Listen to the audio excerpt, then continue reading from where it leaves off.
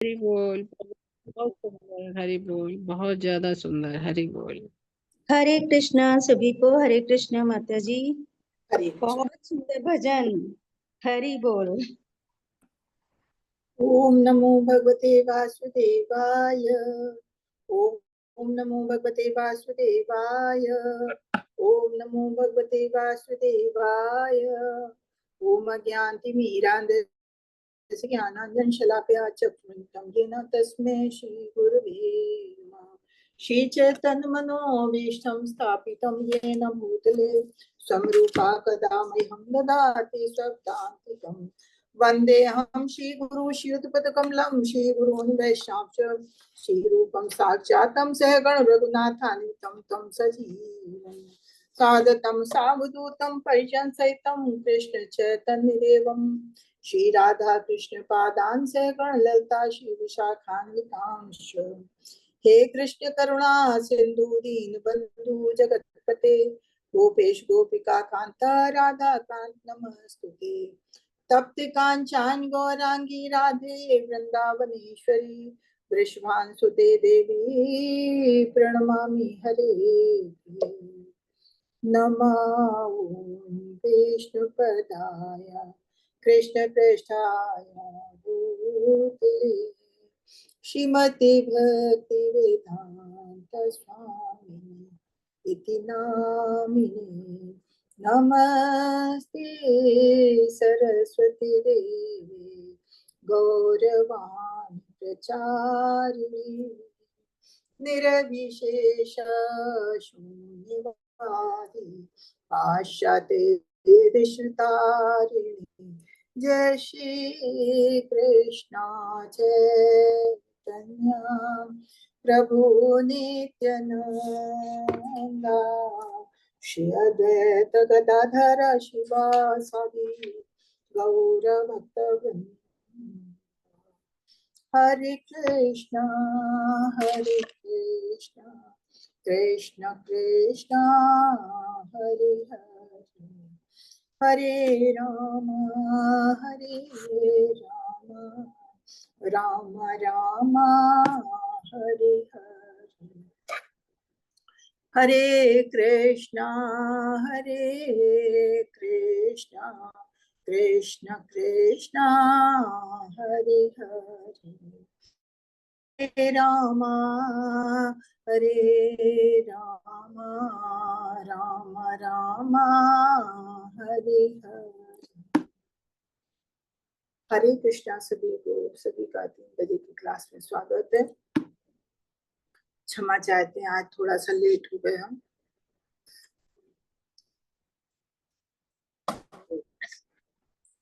आज हम भक्ति रसामृत सिंधु के 15वें चैप्टर में आ गए हैं।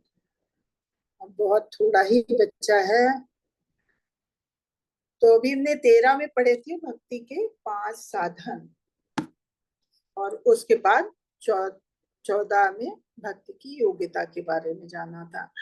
अब रागानुगा भक्ति क्या है उसके बारे में हम लोग जाएंगे। 15 और 16 दोनों चैप्टर में रागानुगा भक्ति के बारे में ही हम जानेंगे। रागानुगा भक्ति सेवा क्या है? जैसे हम लोगों ने पहले भी पढ़ा था कि साधना भक्ति के 2 प्रकार हैं, एक वैधि भक्ति है और एक रागानुगा भक्ति है। तो वैधि भक्ति क्या है, कोई बता सकता है? हरे कृष्णा। माता जी हरे कृष्ण। माता जी माता जी वैदिक व्यक्ति में वो है कि हम मतलब भक्ति करने का प्रयास करते हैं, जैसे जो शास्त्र के नियम वगैरह फॉलो करके, रूल्स वगैरह फॉलो करके भक्ति की तरफ जाते हैं। बिल्कुल सही बात है। वैदिक भक्ति जो है, जो हमारे आचार्य लोग बताते हैं, जो हमारे शास्त्रों का लिखा है, हमें उनके विधि विधानों का पालन करना होता है, और उसमें हमें तर्क करने का कोई मतलब नहीं है। जो कहा है हमारे आचार्यों ने या जो शास्त्र कह रहे हैं, हमें उनके नियमों का पालन करना होता है, उसी का अभ्यास करना होता है, और उसी से धीरे धीरे धीरे धीरे हमारी भक्ति आगे बढ़ती है, और वो फिर प्रेमा भक्ति में बदल जाती है। और रागानुगा भक्ति क्या है? रागानुगा भक्ति जो है उसमें हम किसी नियम का पालन करें न करें, किसी के आचार्य का, मतलब हमें वो स्वयं से अंदर से भक्ति किसी के प्रति जैसे अपने आप अंदर से प्रेम होता है, जैसा कि गोपियों में और ब्रज के ग्वालों में गिना गया, तो वो होती रागानुगा भक्ति। तो अब उसी के बारे में लोग जानेंगे। रागानुगा भक्ति सेवा ये क्या है? कृष्ण के लिए वृंदावन वासियों की आसक्ति, कृष्ण के लिए सहज प्रेम की पूर्णता का प्रतीक। कि जैसे वृंदावन के जो चाहे गोपियां थी, चाहे वहां के ग्वाल वाले थे, तो उन्हें किसी को बताने की जरूरत नहीं है, उन्हें किसी नियमों का पालन नहीं करना, उन्हें स्वयं ही भगवान से इतना प्रेम था, उनके प्रति आसक्ति थी। वही है रागानुगा भक्ति। ये साधन भक्ति कैसे लग सकती है? रागानुगा भक्ति सेवा, रागानुगा भक्ति सेवा भक्ति की प्रथा है जो आरंभी की भक्ति भाव को विकसित करने की इच्छा। आरंभी तो नहीं समझ में आ रहा है फिलहाल, कुल मिला के यही है कि जो हम वैधि भक्ति करते हैं उसी का जब हम अभ्यास आगे करते हैं, तो वही साधना भक्ति के दो प्रकार थे, वैधि भक्ति तो जब हम अभ्यास करते करते आगे बढ़ते हैं, तो किसी के प्रति अगर किसी की अधिक हम ऐसे भौतिक जीवन में भी अगर हम किसी की सेवा में लग जाते हैं, तो भले ही कोई अनजान है, लेकिन जब हम उसकी दिन रात सेवा करते हैं तो उसके प्रति प्रेम उपज जाता है, और भगवान तो दिव्य है, तो भगवान के प्रति आंतरिक रूप से प्रेम बढ़ने लगता है, और फिर हमारा मन करता है कि हम उनके लिए क्या करें, उनके लिए फिर जैसे जैसे हमें आचार्य लोग बताते हैं और हमें ज्ञान होता जाता है, तो फिर हमें धीरे धीरे विरक्ति होने लगती है भौतिक संसार से, और वही फिर रागानुगा भक्ति में बदल जाती है। आरंभ के मुख्य मापदंड सहज और धार्मिक, कृष्ण को बस प्रसन्न करने का जुनून, चाहे सहज रूप में हो चाहे धार्मिक नियमों का पालन करने का हो, बस मेन एक यही है कि उसमें भगवान को प्रसन्न करने का एक जुनून होता है कि हम किस तरह से भगवान को प्रसन्न करें जब भक्ति में आ जाता है मनुष्य। चैतन्य चरितामृत की मध्य लीला 22.149 का अनुवाद है, उसमें कहते हैं वृंदावन के मूल निवासी भक्ति सेवा में सहज रूप से कृष्ण से जुड़े हैं। ऐसी सहज भक्ति सेवा की तुलना किसी भी चीज से नहीं की जा सकती, जिसे रागात्मिका भक्ति कहा जाता है। जब कोई भक्त वृंदावन के भक्तों के नक्शे कदम पर चलता है तो उसकी भक्ति सेवा को रागानुगा भक्ति कहा जाता है। तो वृंदावन के तो मूल निवासी वृंदावन के वासियों ने बचपन से ही भगवान इतने छोटे थे, 6 दिन के थे तो उन्होंने पूतना का वध किया था, तो छोटे से ही उनकी सारी चीजें देखी हैं। फिर गर्ग मुनि ने भी उनके बारे में उनके पिता को बताया था कि इनमें ऐसे गुण हैं कि जो दैवी शक्ति वाले कार्य करेंगे, तो इससे कोई घबराने की बात नहीं। तो वो फिर वो ऐसे से कार्य करते थे, तो कोई भी घर में बालक होता है, कोई अद्भुत बालक होता है तो सभी को प्रेम होता है, तो वो भगवान तो दिव्य थे, भगवान तो भगवान ही थे, तो इसलिए भगवान के प्रति वृंदावन के लोगों को सबको बहुत ही ज्यादा प्रेम था। तो वो भक्ति में बदल गया था, इतना प्रेम था कि वो भक्ति में बदल गया था, तो उसी को रागानुगा भक्ति कहा गया। और कहते हैं कि जो भी उनके नक्शे कदम पे चलता है, जो लोग वृंदावन जाते हैं वहां के भक्तों को देखते हैं, तो फिर उनका मन भाव भी बदलने लगता है, तो वो भी तो उनकी भक्ति भी अगर उतनी दृढ़ हो जाती है तो वो भी कही जा सकती है रागानुगा भक्ति। फिर चैतन्य चरितामृत के 22.153 में कहते हैं एक उन्नत भक्त भगवान के शाश्वत सेवक द्वारा की गई सेवा से आकर्षित होता है। इस आकर्षण को स्वतः स्फूर्त आकर्षण कहते हैं। तकनीकी रूप से इसे स्वरूप उपलब्धि कहा जाता है। ये चरण शुरुआत में हासिल नहीं किया जाता। प्रारंभ में व्यक्ति को प्रकट शास्त्रों और आध्यात्मिक गुरु द्वारा निर्धारित नियामक सिद्धांतों के अनुसार कड़ाई से सेवा करनी होती है। वैधि भक्ति की प्रक्रिया द्वारा निरंतर सेवा करने से व्यक्ति का स्वाभाविक झुकाव धीरे धीरे जागृत होता है, और इसे सहज आकर्षण या रागानुगा भक्ति कहते हैं। जैसे हमने पहले बताया वही चीज वहां पे चैतन्य चरितामृत के मध्य उसमें लिखा है। कहते हैं कि जब कोई भक्ति में आ जाता है और भगवान की शाश्वत सेवा करने लगता है, भगवान की तुष्टि के लिए सारे कार्य करता है, तो वो अपने आप भगवान के प्रति इतना आकर्षण उत्पन्न होने लगता है कि फिर अपने बारे में इंसान कम, भगवान के बारे में अधिक सोचता है। उसे चाहे शास्त्रों का ज्ञान हो ना ज्ञान हो, लेकिन अगर वैधि भक्ति के थ्रू आता है तब तो आध्यात्मिक गुरु होता है उसका, वैदिक शास्त्र उसके साथ होते हैं, तो जैसा जैसा उसे बताया जाता है उनके नियामक सिद्धांतों का कड़ाई से पालन करता है, और वही उसी पालन को करते करते करते करते भगवान की तुष्टि के लिए वो जो काम करने लगता है, तो फिर उसका झुकाव धीरे धीरे भगवान के प्रति अपने आप बढ़ने लगता है, वही रागानुगा भक्ति में बदल जाता है। आगे फिर इसी चीज को आगे बढ़ाते हैं। 54 में कहते हैं, इस स्वस्फूर्त प्रेम में भक्ति सेवा स्पष्ट रूप से वृंदावन के निवासियों द्वारा व्यक्त और प्रकट की जाती है। भक्ति सेवा जो उनकी भक्ति सेवा के अनुरूप होती है उसे रागानुगा भक्ति कहा जाता है, या सहज प्रेम के सेवा के मद्देनगर भक्ति सेवा कहा जाता है। वही चीज आगे बढ़ाई उन्होंने और कहते हैं कि वृंदावन के निवासी जो लोग हैं वो इस चीज को स्वतः प्रकट कर देते हैं, वो क्योंकि वो वहां रहते हैं और परमानेंट भगवान के उसमें है, तो भगवान के प्रति उनका आकर्षण इतना बड़ा होता है तो वो धीरे धीरे वही रागानुगा भक्ति ही कहलाती है, चाहे उसको भगवान के प्रति सहज प्रेम कहा जाए, चाहे रागानुगा भक्ति कही जाए। और इसी में आगे फिर और बढ़ते हैं। 156 157 में कहते हैं, ये दो प्रक्रियाएं हैं जिनके द्वारा कोई इस रागानुगा भक्ति को निष्पादित कर सकता है, बाहरी और आंतरिक।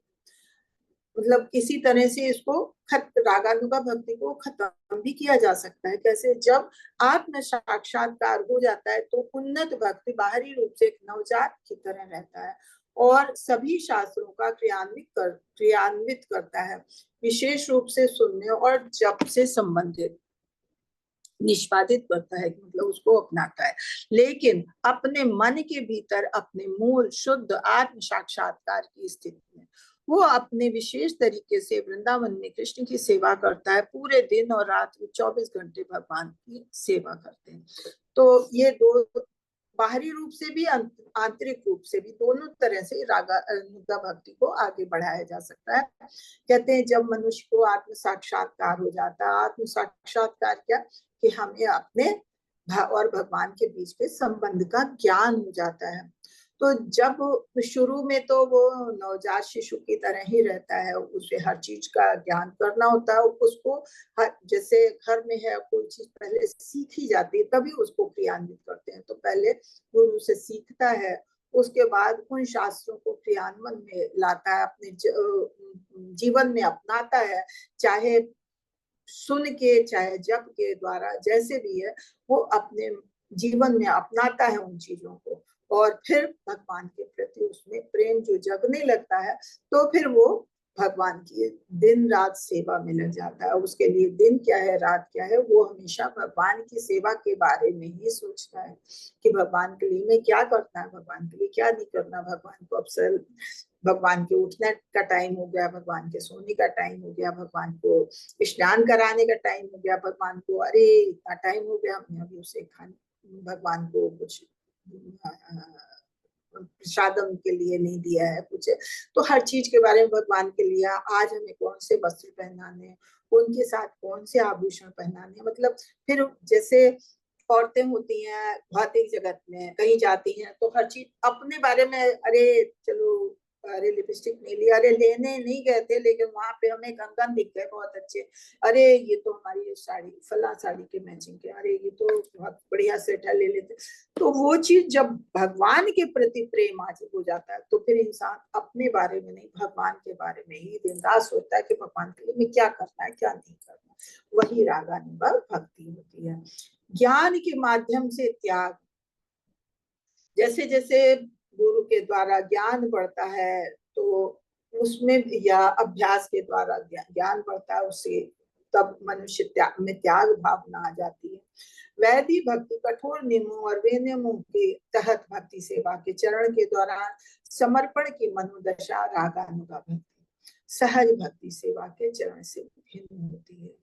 कि एक तो रागानुगा भक्ति जैसे बताई कि गोपियों और ग्वालों की, और एक होती है कि कुछ भी हमारे में भक्ति नहीं थी, लेकिन हमको भक्तों का साथ मिल गया, हमें गुरु का साथ मिल गया, हमारा थोड़ा आकर्षण बढ़ा, हम उनके साथ उठे बैठे, उन्होंने जिन नियमों का पालन बताया, हमें तो कुछ भी नहीं पता था, लेकिन उन्होंने जैसे जैसे नियम बताए तो हमने अपनाए और उनकी सेवा उसके अनुसार हम करने लगे। तो वो चीज और एक अपने आप अंदर से रागानुगा भक्ति है, तो वो दोनों चीजें अलग हैं। लेकिन ये इसके वैदिक भक्ति का भी अगर नियम से पालन किया जाता है तो वो भी आगे जागृत होता है। स्वतः स्फूर्त अवस्था में समर्पण की मनोदशा स्वयं ही स्वाभाविक अभिव्यक्ति होती है। जब समर्पण की प्रतिक्रिया का क्रमिक रूप से पालन किया जाता है तो व्यक्ति धैर्यपूर्वक भगवान के आदेशों का पालन करता है और धीरे धीरे उत्साही हो जाता है। ऐसा भक्त सुनने, जप करने, स्मरण करने आदि के नियमों का पालन करता है और पिछले संतों का अनुकरण करता है। भक्तों की संगत में वो भक्ति सेवा प्रदान करने में अधिक से अधिक कुशल होता है।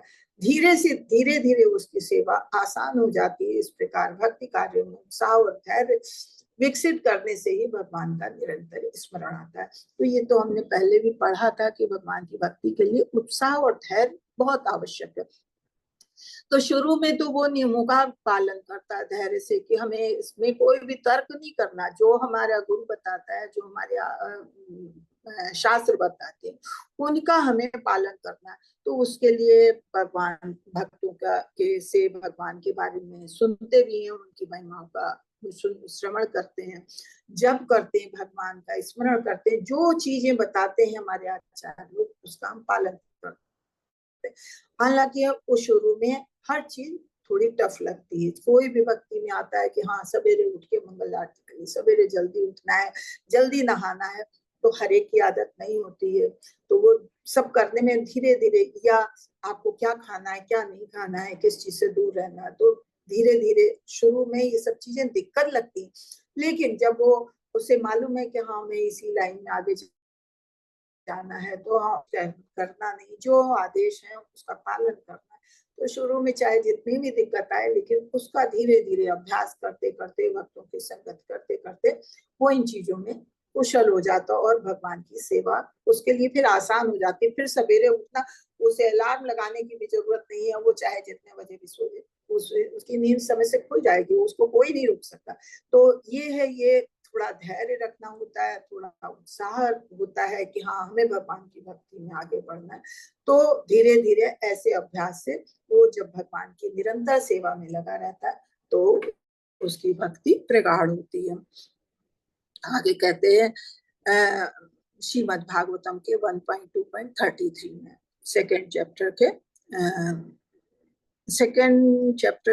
33 श्लोक में कहते हैं कि 12 नवंबर वृंदावन 12 नवंबर 1972 में, जितना अधिक पाप सेवा में लगे रहेंगे, जितना अधिक आप भक्ति सेवा में लगे उतनी ही अधिक आपकी इंद्रियां शुद्ध और खुली होती जाएंगी। ये तो हम लोग पढ़ते आए कि हमें मतलब जो कहते हैं कि हमें नियमों का पालन करना है, अपनी इंद्रियों का काबू में करना है।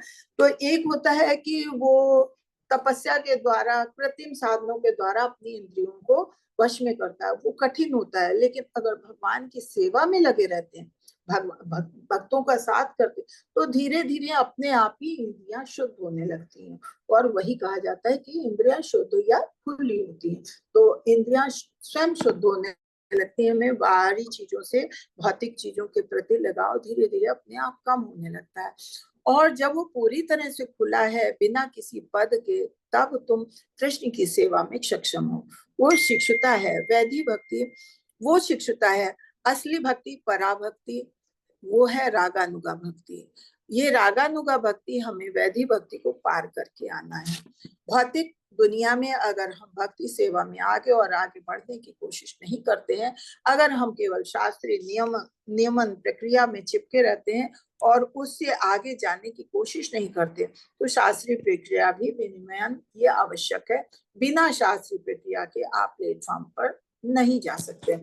कह रहे हैं वैधि भक्ति, ये बात सही है कि असली भक्ति क्या है, रागानुगा भक्ति या भगवान की प्रेमा भक्ति। लेकिन वहां तक पहुंचने के लिए या तो स्वयं जैसे बताया गोपिकाओं और ग्वालों में होती है रागानुगा भक्ति, लेकिन अगर हम बद्ध जीव हैं और हमको आगे बढ़ना है तो पहले हमें शास्त्रों का, अपने आचार्यों का, अपने गुरु की आज्ञा का पालन करना है, यानी कि वैदिक भक्ति को हमें पार करना होता है।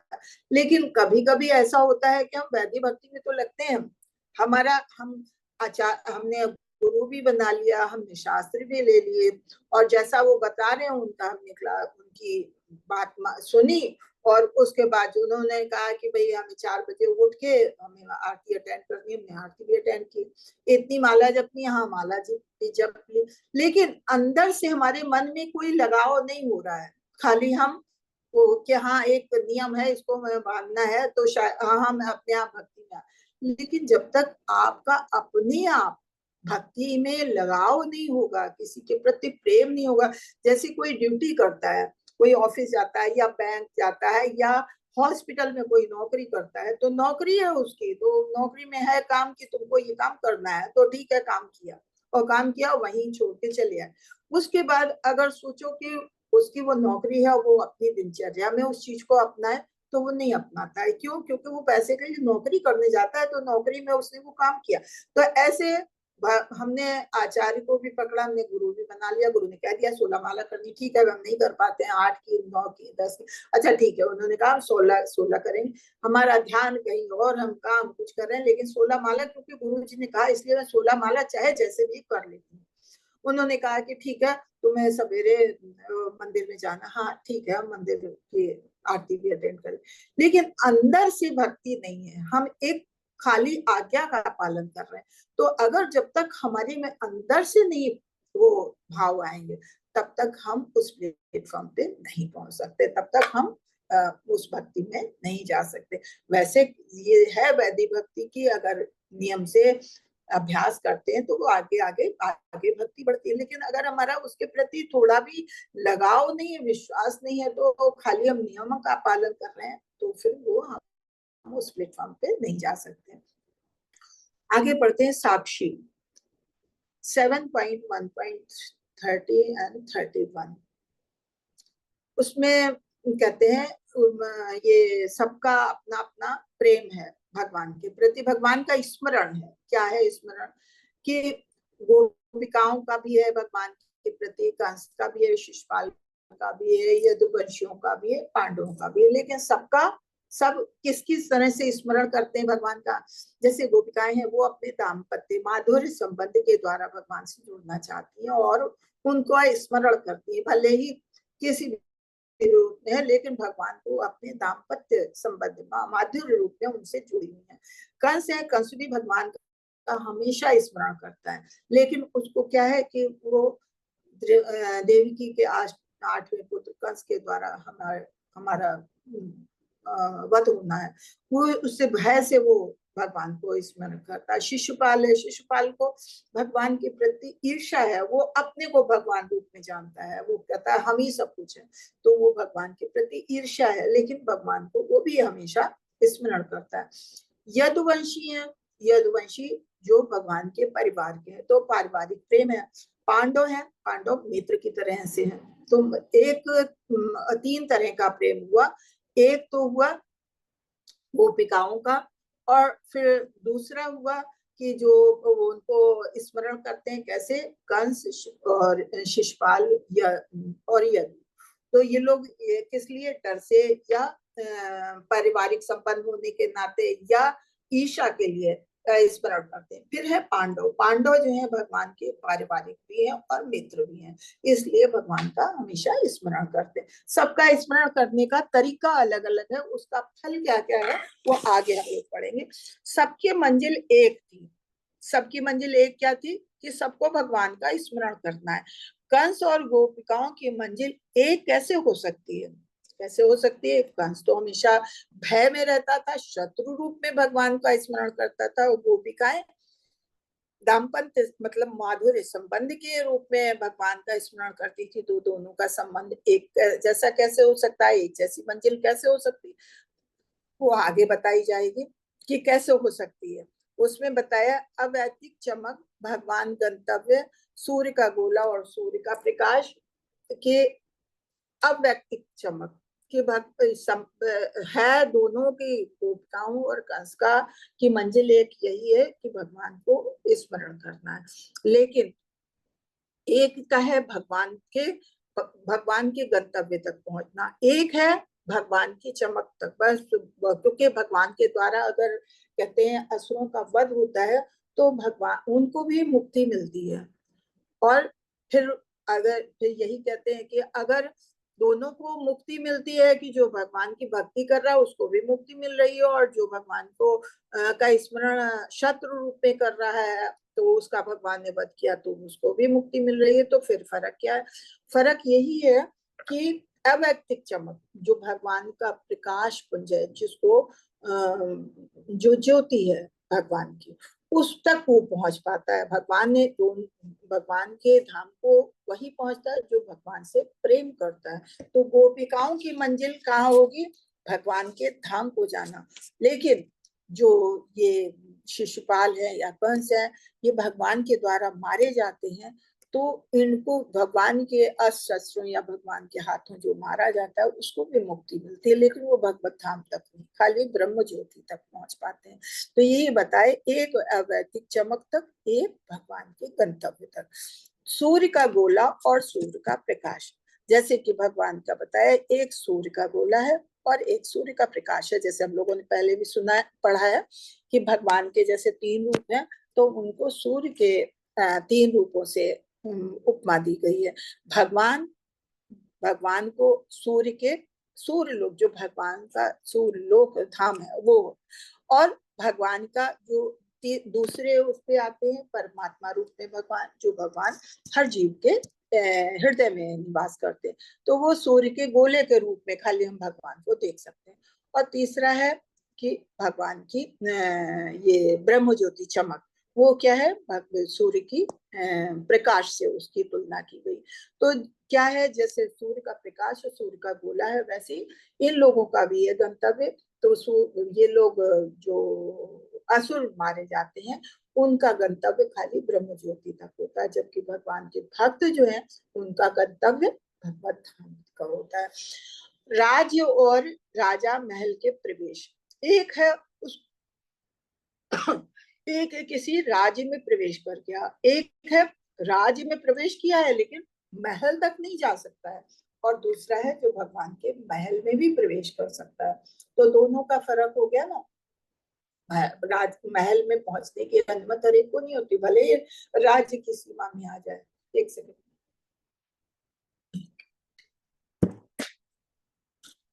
और ब्रह्म पुराण में भी इसकी पुष्टि होती है। श्रीमद् भागवतम के 10.87.23 में कहते हैं व्यक्तिकृत वेद में भी इसकी पुष्टि होती है। रागानुगा भक्ति के प्रकार, कामुक आकर्षण यानी कि जो कामरूप है, दाम्पत्य संबंध, और एक है ऐच्छिक संबंध रूपी। तो इसमें भी बताते हैं कि दाम्पत्य संबंध क्या है, कि दाम्पत्य सेवन संबंध की तुलना क्यों हमारे दाम्पत्य संबंध से क्या हमारे दाम्पत्य संबंध से क्या अंतर है? सबूत है कि गोपियों का पार दाम्पत्य संबंध नहीं है। महान भक्त थे, जैसा कि क्या कुब्जा गोपी के समान है, वृष्णि यशोदा। हाँ, दाम्पत्य संबंध से तुलना क्यों की जाती है? क्योंकि माधुर्य संबंध था, गोपिकाओं का माधुर्य संबंध था। प्रामाणिक गोपियां कृष्ण से सर्वोच्च रूप को प्यार करती थी, लेकिन क्योंकि भगवान दिव्य थे, दिव्य है, भगवान दिव्य है, तो उनका प्रेम भी दिव्य है। तो उनकी तुलना जो है आज के हमारे भौतिक जगत के दाम्पत्य जीवन से नहीं की जा सकती। क्यों? क्योंकि भगवान दिव्य, तो उनका भी प्रेम भी दिव्य था। वो आगे हम बताएंगे कि गोपियों का प्रेम और हमारे प्रेम में क्या फर्क है। हमारा दाम्पत्य जीवन जो वो कामुक होता है, वो काम वासना के लिए होता है। जो गोपिकाओं का कृष्ण के प्रति प्रेम है वो काम वासना वाला नहीं। एक प्रेम होता है कि दूसरे की प्रसन्नता के लिए, कि गोपिकाएं जो है वो कृष्ण की प्रसन्नता के लिए कुछ भी निछावर करने को तैयार, उन्हें अपनी प्रसन्नता, अपना सुख नहीं देखना होता था। लेकिन आज का जो भौतिक दाम्पत्य संबंध है उसमें चाहे औरत हो चाहे आदमी अपने सुख की कामना कर, इच्छा करता, अपने सुख का, जिस चीज में उसको सुख होता है उस तरह का वो संबंध बनाता है। सबूत है कि गोपिकाओं का प्यार दाम्पत्य संबंध नहीं था, वो इसीलिए क्योंकि वो भगवान की अनन्य भक्ति थी। क्या कुब्जा गोपी के समान है? नहीं। क्यों? क्योंकि कुब्जा का प्रेम भगवान के साथ भौतिक था। वो भगवान से दाम्पत्य जीवन की वो उपेक्षा करती थी, लेकिन भौतिक था, इसलिए वो गोपियों के समान नहीं गिनी जा सकती है। लोहा और सोना भौतिक और आध्यात्मिक, जो भौतिक ये दाम्पत्य जीवन इसको लोहा गिना गया है, और जो आध्यात्मिक है उसे सोने की उसकी तुलना की गई कि इतना फर्क है भौतिक और आध्यात्मिक प्रेम में। प्रेरणा में अंतर है सिर्फ कृष्ण को चिंतन, केवल कृष्ण को खुश करने के लिए। हाँ, अंतर क्या है कि जैसे हमने पहले बताया कि जो भौतिक प्रेम होता है वो अपने को प्रसन्न करने के लिए होता है, लेकिन जो भगवान का दिव्य प्रेम है, जो गोपिकाओं के साथ भगवान का प्रेम था, उसमें वो भगवान को प्रसन्न करने के लिए सारा कार्य करती थी। उनका वो जो कुछ भी है, अपने शरीर की उन्हें परवाह नहीं, अपने बारे में अपनी खुशी की परवाह नहीं थी, वो भगवान को हर तरह से प्रसन्न रखना चाहती थी। दाम्पत्य संबंध के रूप में इंद्रिय तृप्ति। हम अपनी दाम्पत्य संबंध को कैसे देखते हैं? गोपियां कृष्ण की इंद्रिय को तो संतुष्ट करने में प्रसन्न रहते थे। जैसे हम बता रहे हैं कि आज का जो भौतिक संबंध है वो हम अपनी तृप्ति, अपनी इंद्रिय तृप्ति के लिए करते हैं, लेकिन जो भगवान का गोपियों के साथ था, वो गोपिकाएं जो है वो हमेशा भगवान की इंद्रिय तुष्टि के लिए कार्य करती थी, अपने लिए कुछ नहीं था। संबंध रूपा संबंध क्या था कि एक वृष्णि जो भगवान के कुल में है, और दूसरा यशोदा माता भी उनकी माता के रूप में थे, तो उनका भी संबंध माता के रूप में था। तो 16 अध्याय आज पढ़े कि इसकी बुक पढ़ लेते हैं आज, फिर 15 की बुक पढ़ लेते हैं, फिर कल 16 पढ़ते हैं, ठीक है? हरे कृष्णा, सबको समझ आ रहा है? हरे कृष्ण माता जी, समझ हरे कृष्णा माता जी। तो हम बुक पढ़े या इसी को आगे कंटिन्यू करें 16 को? आज बुक पढ़ लेते माता जी बुक पढ़ लेते हैं। हाँ, रीड कर लेते हैं माता जी, साथ के साथ ठीक रहता है। हाँ, बुक पढ़ते हैं, ठीक है।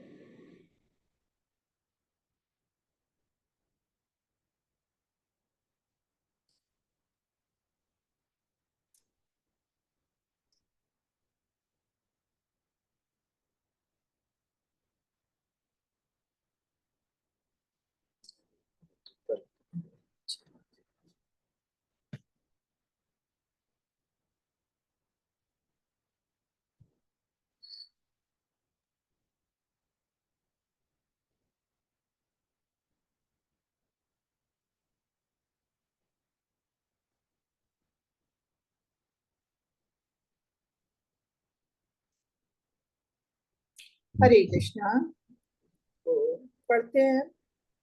माता जी किसी को पढ़ने के लिए बोलिए। हरे कृष्णा संध्या माता जी, आप पढ़ लीजिए। हरे कृष्ण। हरे कृष्णा। शील प्रभुपाद जी की जय। तात्पर्य शील प्रभुपाद के अनुसार रागा अनुभक्ति भक्ति के उदाहरण वृंदावन में श्री कृष्ण के पार्षदों में सहज दर्शनीय है। कृष्ण के साथ ब्रजवासियों के रागात्मक यानी रागमय स्वाभाविक व्यवहार को रागानुगा कहते हैं। उन्हें भक्ति सीखनी नहीं पड़ती, वे पहले ही विधि विधान में पूर्ण है और रागमय भागवत सेवा को प्राप्त कर चुकी हैं। उदाहरणार्थ श्री कृष्ण के साथ क्रीड़ामग्न गोप बालकों को यह तप, त्याग और योगाभ्यास के द्वारा नहीं सीखना पड़ता। पूर्व जन्मों में वे सब विधि विधानों का पालन कर चुके हैं, इसलिए अब उन्हें साक्षात श्री कृष्ण का परम प्रिय सखा रूप पार्षद पद प्राप्त हुआ है। इस स्वाभाविक आकर्षण का नाम ही रागा अनुभक्ति है।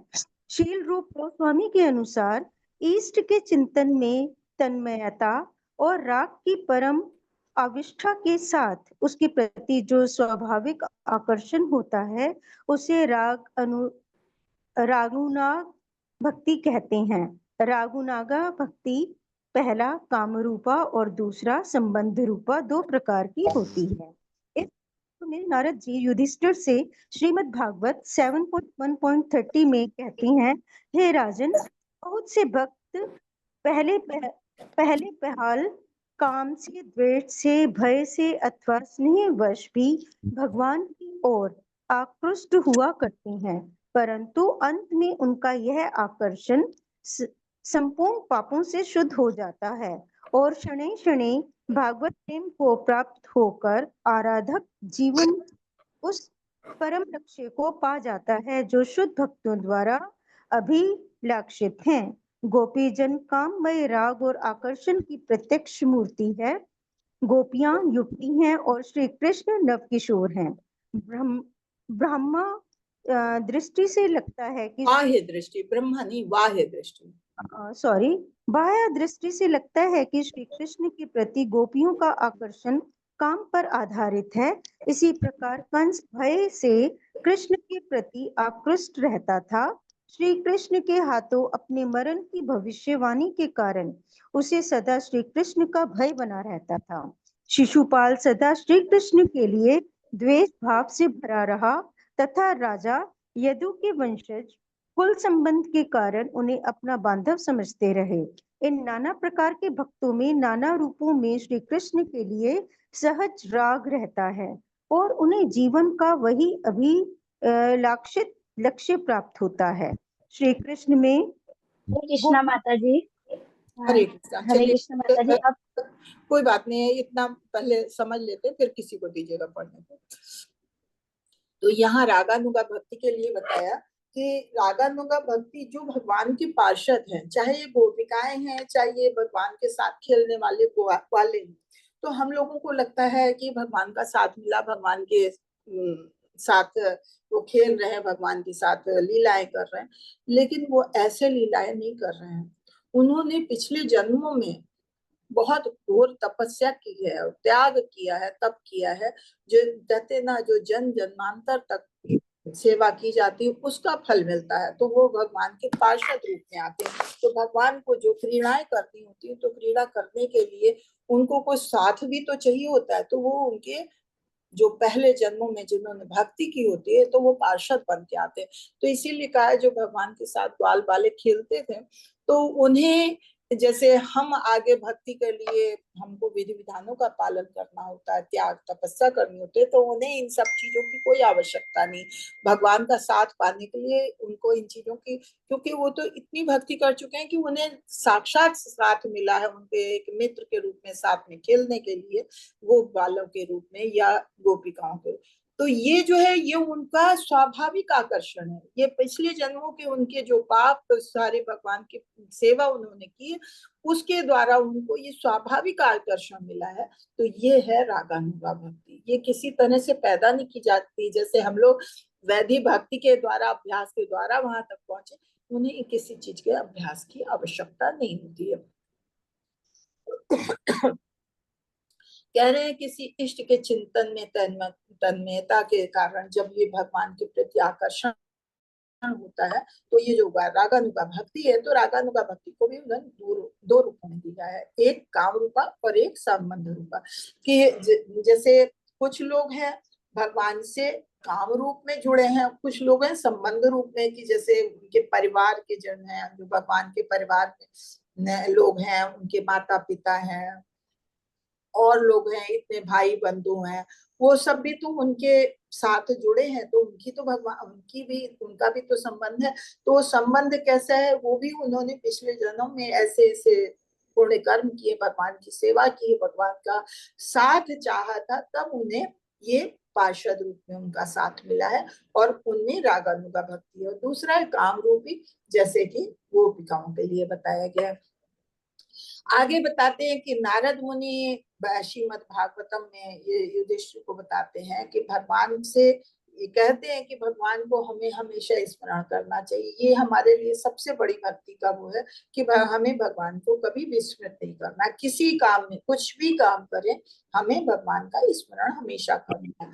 तो अब कह रहे हैं स्मरण भी लोग अलग अलग ढंग से करते हैं, कि बहुत से भक्त हैं काम से भगवान के प्रति आकर्षण इस तरह का है। अभी भी देखिए कितना सुनने में आता है, कितने उसमें यूट्यूब में दिखाएंगे कि पता नहीं कहाँ कहाँ की लेडीज हैं जो अपने हाथ में लड्डू गोपाल को या कृष्ण की मूर्ति लिए और वृंदावन में आती हैं कि नहीं, हमने तो इन्हें अपने पति के रूप में स्वीकार कर लिया, मैंने तो इनसे विवाह भी कर लिया है।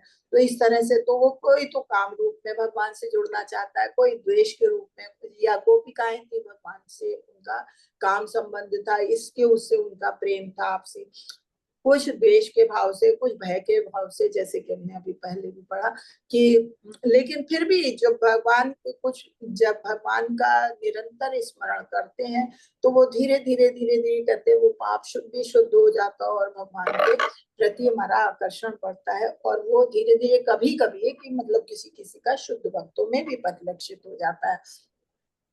अब उसी में बताया है कि ये गोपियां जो है वो नवयुवती थी, भगवान भी नव किशोर थे, तो उनका आकर्षण जो वो काम में राग में था, लेकिन वो भौतिक इसलिए नहीं गिना जाता है, क्यों? क्योंकि वो उनका प्रेम इस तरह का था कि गोपिकाएं हमेशा भगवान को तुष्ट करना चाहती, भगवान की इंद्रिय की तुष्टि के लिए, अपने इंद्रिय तुष्टि के लिए नहीं।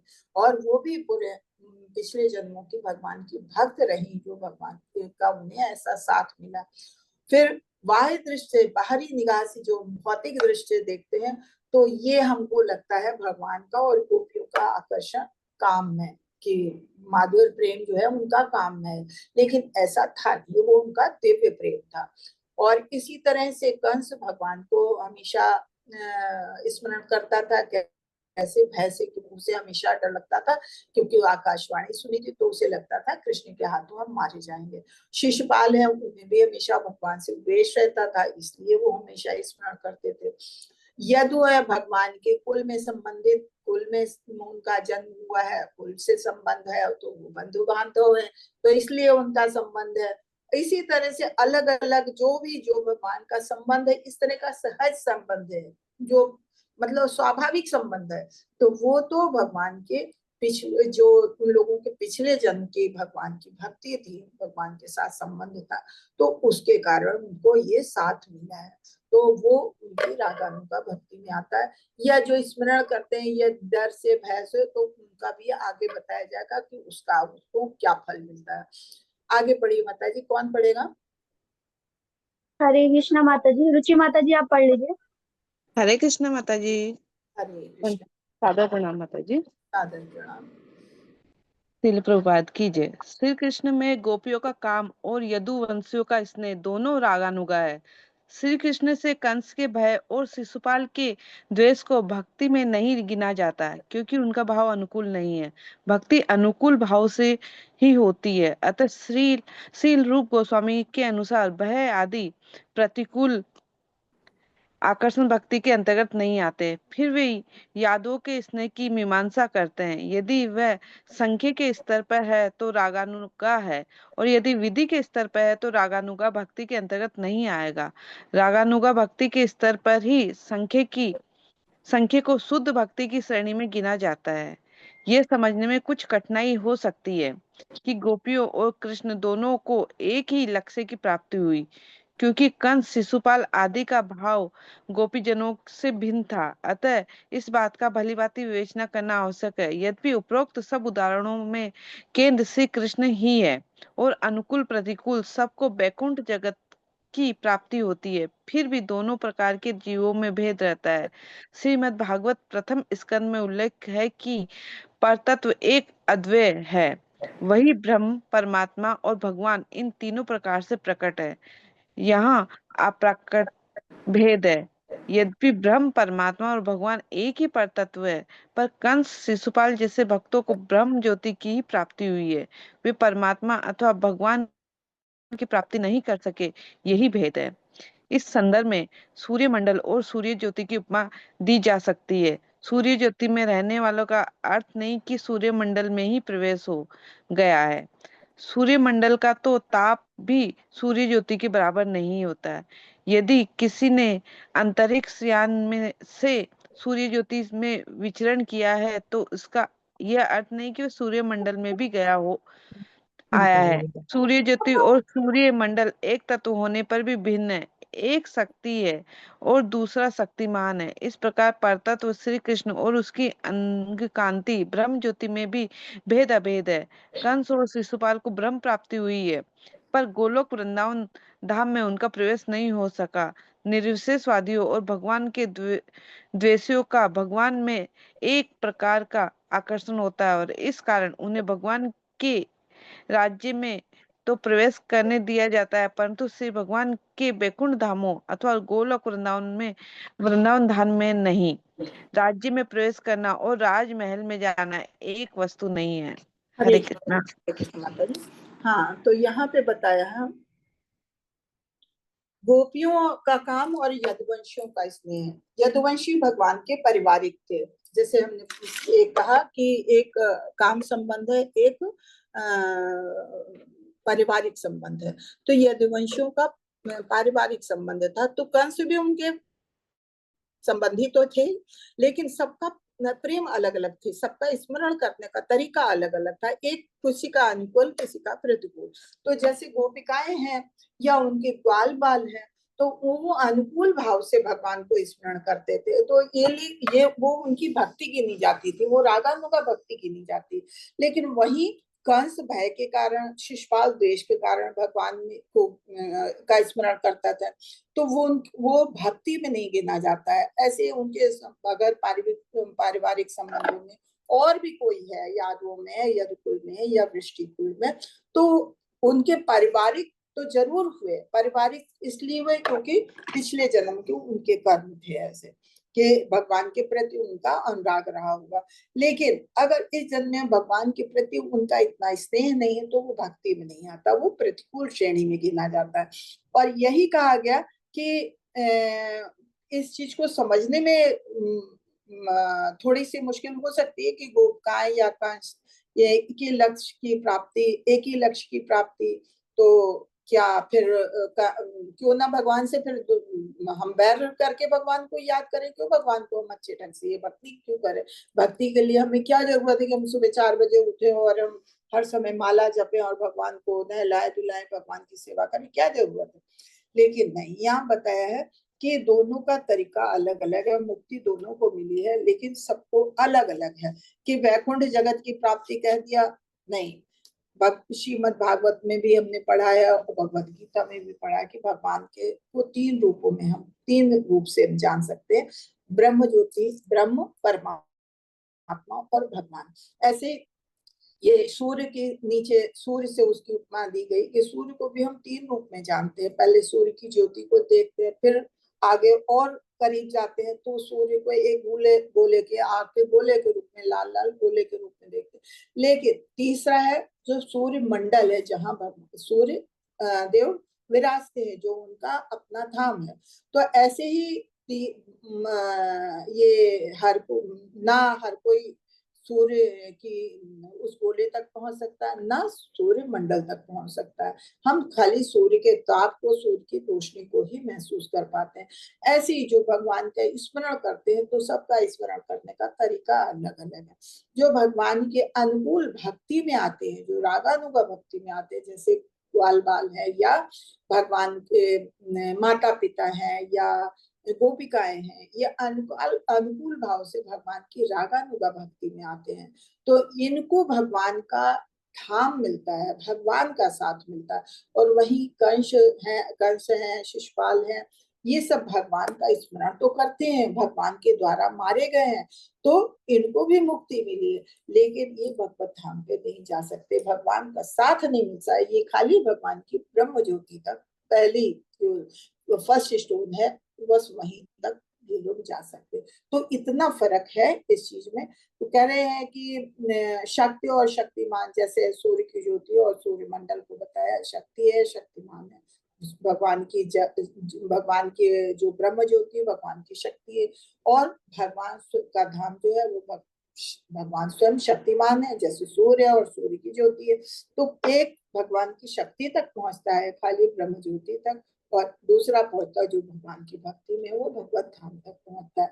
ऐसे निर्विशेषवादियों के लिए भी कहा गया, निर्विशेषवादी भी भगवान को तुम नहीं मानते हैं, भगवान खाली वो ब्रह्म ज्योति तक जाना ही अपना मुख्य लक्ष्य समझते हैं, उनका भगवान के प्रति आकर्षण नहीं होता, तो वो भी बस ब्रह्म ज्योति तक जाते, भगवत धाम तक नहीं पहुंच पाते। तो भगवत धाम, वैकुंठ धाम या गोलोक वृंदावन धाम पहुंचने के लिए भक्ति की आवश्यकता होती है, रागानुगा भक्ति की। बिल्कुल उसी तरह से कि भगवान के राज्य में तो वो प्रवेश कर गए, क्योंकि भगवान के आयुधों से मारे गए हैं, तो इसलिए भगवान के राज्य में प्रवेश कर गए, लेकिन भगवान के धाम में वो प्रवेश नहीं कर सकते। तो ये दोनों चीजें बिल्कुल अलग अलग है। हरे कृष्णा माता जी, किसी और को देख पढ़ने का। हरे कृष्णा राधा माता जी, पढ़ लीजिए माता जी। हरे कृष्ण माता जी। हरे कृष्ण माता जी। श्री श्री प्रभात जी की जय। श्री तात्पर्य श्री श्री पादवी दादा।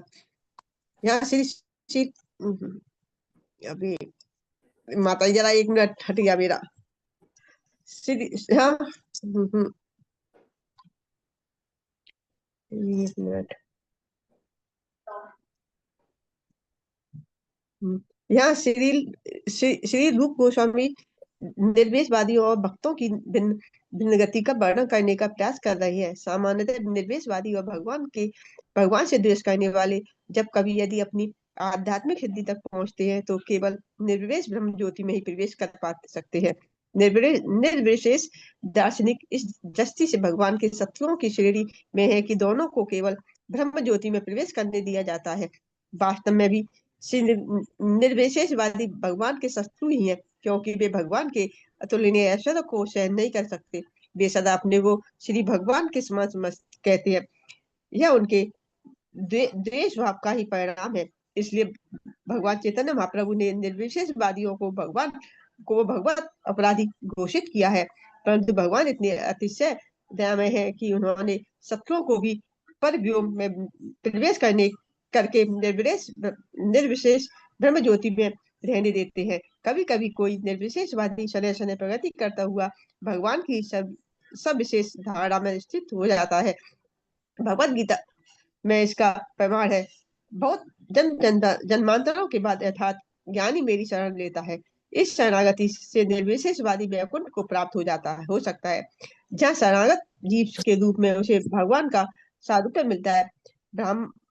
ब्रह्मांड पुराण में लिखा है, ब्रह्म में लीन सिद्ध और भगवान के हाथों मरे दैत्य ब्रह्मलीन होकर ब्रह्म ज्योति में निवास करते हैं। भगवत गीता में भी प्रमाण है कि वह सनातन सत्यलोक प्राकट्य जगत से अति परे है। भगवान के शत्रुओं और निर्विशेषवादियों का केवल ब्रह्म ज्योति में ही प्रवेश हो सकता है, परंतु कृष्ण भक्त सीधे वैकुंठ धाम में प्रवेश हो जाते हैं। शुद्ध भक्तों में भगवान की रागानुभक्ति रहती है, इसलिए भगवान के सानिध्य में दिव्य आनंद रस का आस्वादन करने के लिए दिव्य धामों में उन्हें प्रवेश मिलता है।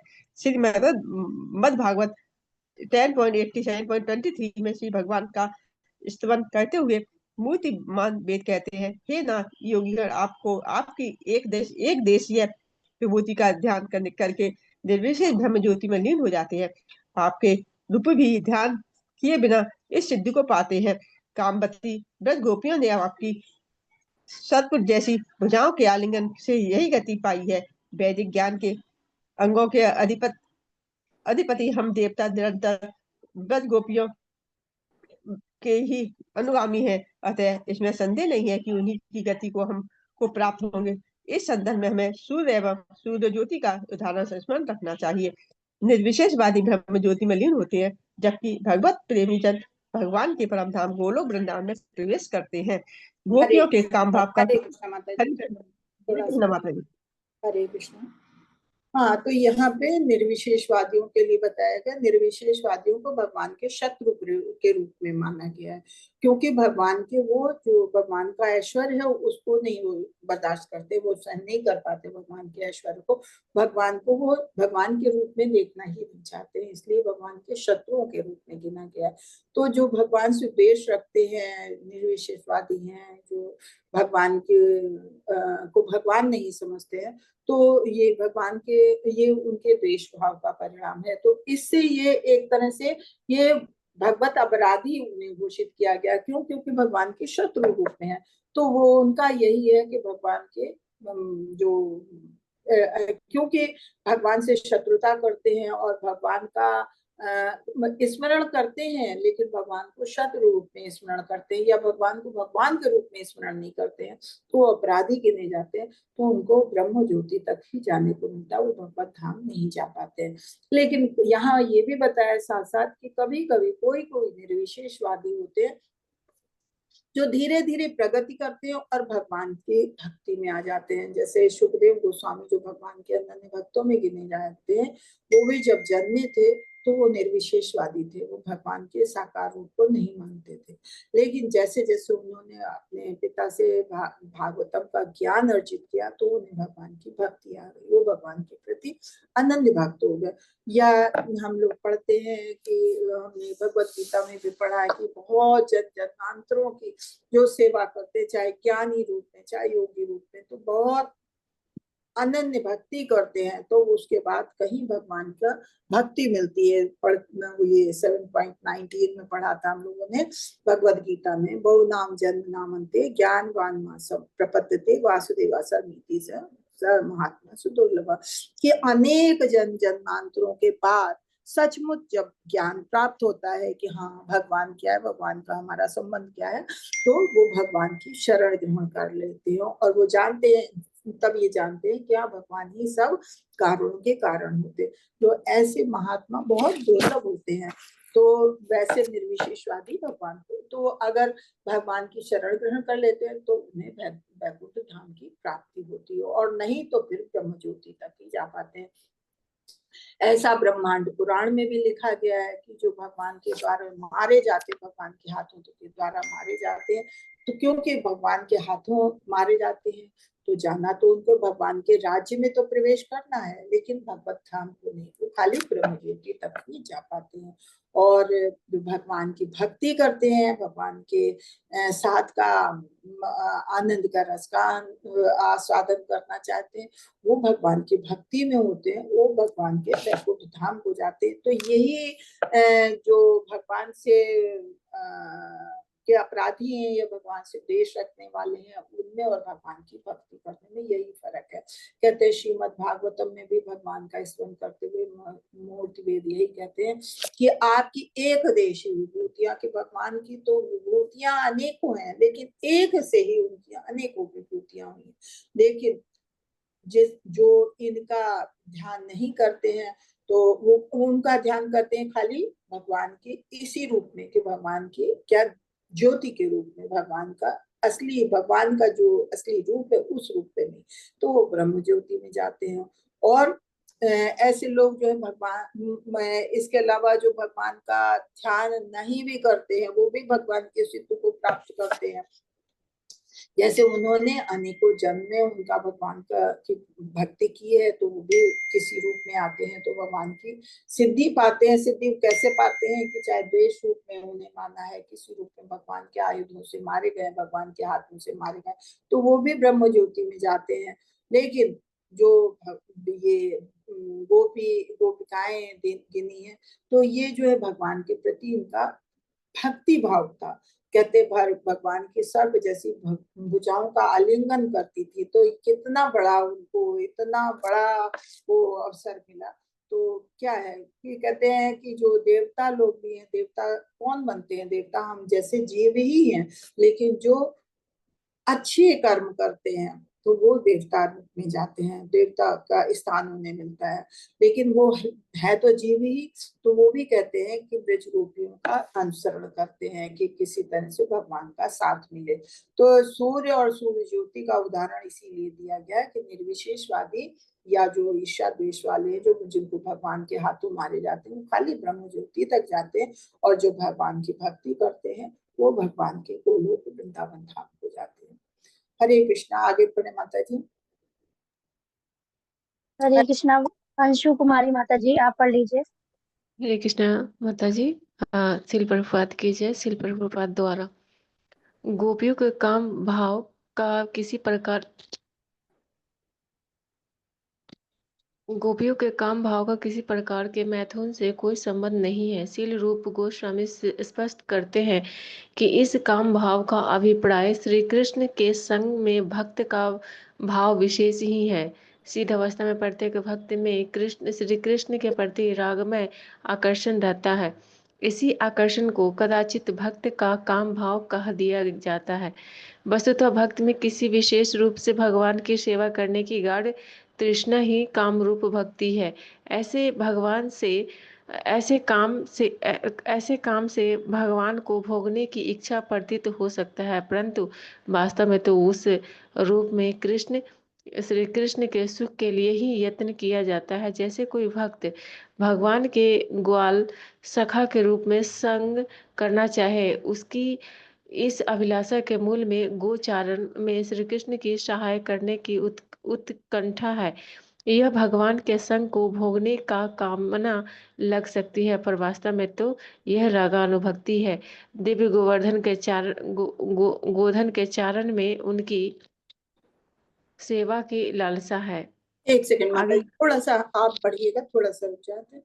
तो यहाँ पे यही बताया है कि गोपियों का काम भाव जो है वो लगता है कि काम भाव है जो, क्योंकि भगवान से वो माधुर्य रस में प्रेम करती हैं, लेकिन उनका कोई जो हमारा भौतिक मैथुन संबंध है उस टाइप का संबंध नहीं होता है। क्यों? क्योंकि भगवान दिव्य हैं और उनका प्रेम भी दिव्य है। तो वो काम भाव इसलिए कहा गया है क्योंकि वो माधुर्य रस में है, लेकिन उनमें मैथुन का जैसा कोई संबंध नहीं। हाँ, जो अभक्त हैं वो ऐसा समझ सकते हैं, लेकिन जो भगवान के चीजों को समझते हैं, पढ़ते हैं, भगवान को जानते हैं, तो ऐसा कोई भी भाव नहीं होता। ये भगवान के प्रति प्रेम वाला आकर्षण, राग में आकर्षण होता है, तो उसको काम भाव कह दिया जाता है। लेकिन काम भाव का मतलब ये नहीं कि मैथुन संबंध, वो भगवान की तुष्टि के लिए सारा कार्य करती हैं, तो भगवान को प्रसन्न करना चाहती हैं, तो वो कामारूप भक्ति कही जाती है।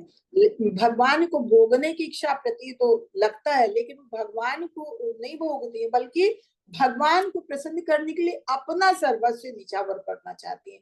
जिस तरह से कहते हैं ग्वाल सखा है, ग्वाल सखा भी भगवान को प्रसन्न करने के लिए क्या नहीं करते कि भगवान के साथ जाते हैं, गोचारण में जाते हैं और भगवान को प्रसन्न करने के लिए हर तरह के खेल खेलते हैं। तो वो भगवान को प्रसन्न करने की लालसा होती है। तो ये भगवान की रागानुगा भक्ति कहलाती है, ना कि कोई गलत भाव। हरे कृष्णा। आगे बोलते हैं काम रूपा। माता जी आप ही पढ़िए। कामरूपा भगवान ने सेवन की यह तृष्णा दिव्य व्रजधाम में प्रकट है तथा गोपियों में अतिशय प्रसिद्ध रूप में विराजित है। गोपी प्रेम इतना अनिर्वचनीय एवं हमारे मन वाणी से अतीत है कि इसी कारण उसे कभी कभी काम कह दिया जाता है। श्री चैतन्य चरितामृत के रचयिता श्री कृष्ण दास कविराज गोस्वामी ने काम विकार और प्रेम में सेवा भाव के भेद को इस प्रकार अभिव्यक्त किया है। काम का अर्थ है अपनी इंद्रियों की तृप्ति करने की इच्छा, जबकि प्रेम का तात्पर्य भगवान की इंद्रियों को तृप्त करने की अनन्य अभिलाषा है। प्राकृतिक जगत में ऐसा कोई प्रेमी नहीं जो अपने प्रियतम की इंद्रियों का सुख विधान करने को आतुर हो। सब अपनी ही इंद्रिया की तृप्ति चाहते हैं, परंतु गोपीजन श्री कृष्ण की इंद्रिय तृप्ति के अतिरिक्त और कुछ नहीं चाहती है। ऐसा कोई उदाहरण प्राकृतिक जगत में नहीं है। इसलिए श्री कृष्ण के लिए गोपियों के भाव में प्रेम को कभी कभी विद्वान द्वारा प्रकृति जगत के काम जैसा कह दिया जाता है, परंतु वास्तव में ऐसा नहीं है। यह तो अनिर्वचनीय स्थिति को समझने की एक भंगी मात्र है। हरे कृष्ण हरे कृष्ण। हरे कृष्ण। हाँ, तो यहाँ पे यही कहा काम भावना कि ये जो भगवान की सेवा के लिए जो गोपियों में तृष्णा है, भूख है, तो वो उसको लोग गलत समझ लेते हैं, उसे काम भावना कहते हैं, लेकिन ऐसा नहीं है। ये चैतन्य चरितामृत में के रचयिता जो है कृष्ण गोस्वामी, वो भी भगवान के अनन्य भक्तों में से हैं। तो वो भी कहते हैं काम का अर्थ है इंद्रियों की तृप्ति की इच्छा, जो कि आज के भौतिक जीवन का जो तृप्ति है, वो हमेशा अपनी अपनी इंद्रिय तृप्ति के लिए इंसान कार्य करता है। लेकिन ये भौतिक है, प्राकृतिक जगत का है। लेकिन जो भगवान के आध्यात्मिक जगत का है, तो उसमें इंद्रिया कभी भी अपनी तृप्ति के लिए नहीं, बल्कि भगवान की इंद्रिय तृप्ति के लिए ही कार्य करना चाहती थी। उसके अलावा वो और कुछ नहीं चाहती थी, बस भगवान की इंद्रिय तृप्ति का है। भगवान प्रसन्न रहे, भगवान किस तरह से प्रसन्न हो सकते हैं, उसके लिए वो कुछ भी करने को तैयार है। तो कहते हैं कि इस चीज को प्राकृतिक जगत में, भौतिक जगत में जो लोग अज्ञानी है, जो भगवान की महिमाओं, भगवान की गुणगान नहीं पढ़ते हैं, या भक्तों का साथ नहीं करते हैं, तो इसको ये अपने भौतिक जगत सा ही गिनते हैं और कह सकते हैं। और लोग कहते भी हैं कि भगवान तो छलिया थे, लेकिन जो भगवान के अनन्य भक्त हैं, जो भगवान की लीलाओं का, भगवान की इन सब चीजों का अध्ययन करते हैं, भक्तों के साथ करते हैं, वो इस चीज को समझ सकते हैं कि ये सोच जो खाली भंगी मात्र है, गलत बात है। ऐसा नहीं है। भगवान का प्रेम जो है वो शुद्ध प्रेम है। हरे कृष्णा। कौन पढ़ेगा आगे? हरे कृष्णा। हरे कृष्णा। राजेश प्रभु जी पढ़ लीजिए। हरे प्रभु जी। हरे कृष्णा प्रभु जी। राजेश प्रभु जी पढ़ लीजिए।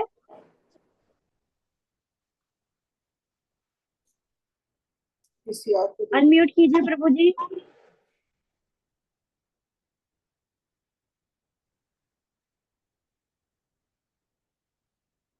किसी और को दे दीजिए, पढ़ने की स्थिति नहीं। हरे कृष्ण माता जी। हरे कृष्ण प्रभु जी। शत प्रणाम। पढ़िए। आपको दंडवत प्रणाम माता जी।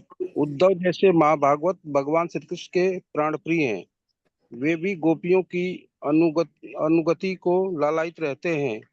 अतः गोपियों का कृष्ण प्रेम प्राकृतिक काम कदापि नहीं हो सकता, अन्यथा उद्धव जी उनके चरण चिन्हों का अनुगमन करना क्यों चाहते?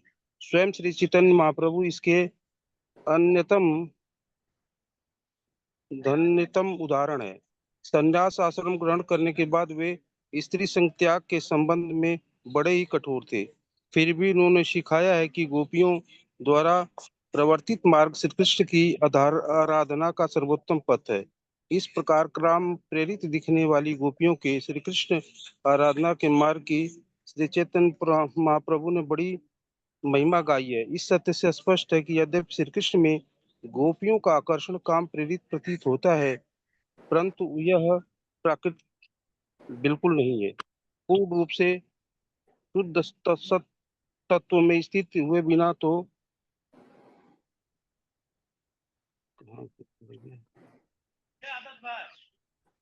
दिव्य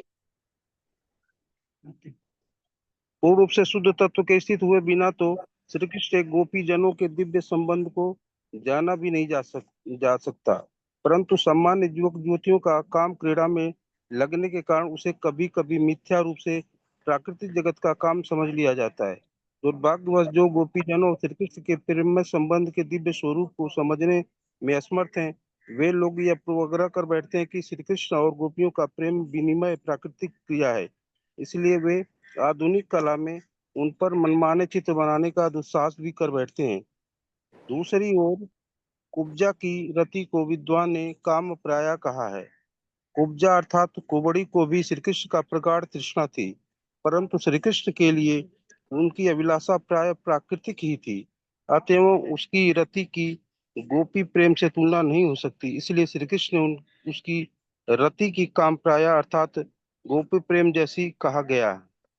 हरे कृष्ण प्रभु जी। थोड़ा सा पढ़ते हैं। तो यहाँ पे बता रहे हैं, जैसे हमने अभी तक पढ़ा कि गोपियों के प्रेम को हम लोग भौतिक प्रेम जैसा नहीं गिन सकते हैं, अशुद्ध प्रेम को नहीं गिन सकते हैं। अगर ऐसा होता तो जो उद्धव जी भगवान के अनन्य भक्तों में थे, भगवान के परिवार के भी थे, वो भी हमेशा गोपियों का अनुगमन करना चाहते थे। वो तो जेंट्स थे, वो तो नहीं चाहते अगर गोपियों जैसा प्रेम होता तो, लेकिन नहीं, फिर भी वो गोपियों जैसा ही प्रेम करना चाहते हैं, कहते हैं उनको अपनाना चाहिए। दूसरे बात की है, अरे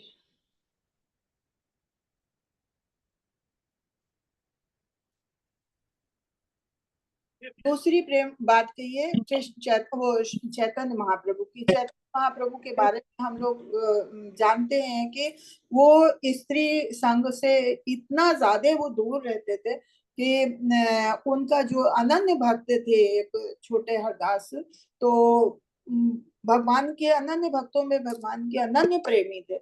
लेकिन जब उन्हें एक बार पता चला कि वो जो चावल पसंद करते थे चैतन्य महाप्रभु, वो मुश्किल से मिलता, लेकिन किसी घर में पता चला कि वहां वो मिल सकता है, तो वहां गए और एक स्त्री से वो चावल भिक्षा के रूप में लेके आए। और जब वो खाया प्रभु ने, तो चैतन्य महाप्रभु ने तो बोले, अरे ये कहाँ से आया, कौन लाए? तो बोले कि ये छोटे हरदास वहां से लाए हैं।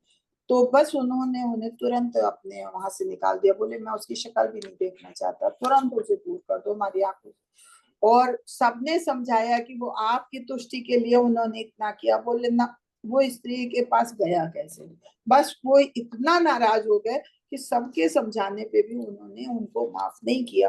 35 साल तक हरदास ठाकुर ये इंतजार करते रहे, शायद भगवान उन्हें माफ कर देंगे, लेकिन उन्होंने क्षमा नहीं किया। आखिर में उन्होंने अपना शरीर त्याग दिया, अपने को समाप्त कर दिया। तो इतना स्त्री संग से दूर रहना पसंद करते थे वो, इतनी खिलाफत करते थे चैतन्य महाप्रभु। लेकिन फिर भी वो कहते हैं कि भक्ति करो तो गोपियों जैसी। गोपियों की हमेशा कहते हैं कि भगवान की अगर आराधना करनी है तो गोपियों का सर्वोत्तम पथ है, उसको अपनाना चाहिए। तो इसका मतलब क्या है कि वो भौतिक नहीं था। ये चैतन्य महाप्रभु के शब्दों में है, उन्होंने गोपियों की महिमा गाई है। तो इसलिए हमें समझना चाहिए कि, लेकिन ये जो आजकल के लोग हैं, नवयुवक हैं, जो भगवान के बारे में पढ़ते नहीं है, उनके बारे में जानते नहीं है, तो वो मिथ्या रूप में अपने गलत सोच से, अपने अज्ञान वश भगवान के इस संबंध को गलत और काम वासना वाला प्रेम गिन जाते हैं। लेकिन ऐसा नहीं है, ये बिल्कुल हम लोग जब इन चीजों को पढ़ रहे हैं तो इन चीजों को हमें समझना चाहिए। वो लोग कभी कभी भगवान के अलग अलग चित्र भी, अपने मनमाने चित्र भी बना डालते हैं भगवान को और गोपियों के साथ, जबकि ऐसा नहीं करना चाहिए। दूसरी ओर कुब्जा का प्रेम भगवान के प्रति देखा गया, तो वो थी कुब्जा कुबड़ी, और लेकिन भगवान की भक्ति करती, लेकिन भगवान को वो अपने पति रूप में मानना चाहती थी, और उसकी वही इच्छा थी, जबकि वो भौतिक थी और उसका प्रेम भौतिक प्रगाढ़ वाला था। उसकी भूख जो है भगवान के प्रति वो भौतिक थी, तो इसलिए उसको गोपिकाओं की तुलना में नहीं जोड़ा गया। वो उनका प्रेम कभी गोपी प्रेम जैसा नहीं, बल्कि उनका काम प्रिया में गिना गया। तो ये भौतिक प्रेम और ये आध्यात्मिक प्रेम का अंतर के बारे में इसमें बहुत अच्छे से बताया गया कि रागानुगा भक्ति क्या है।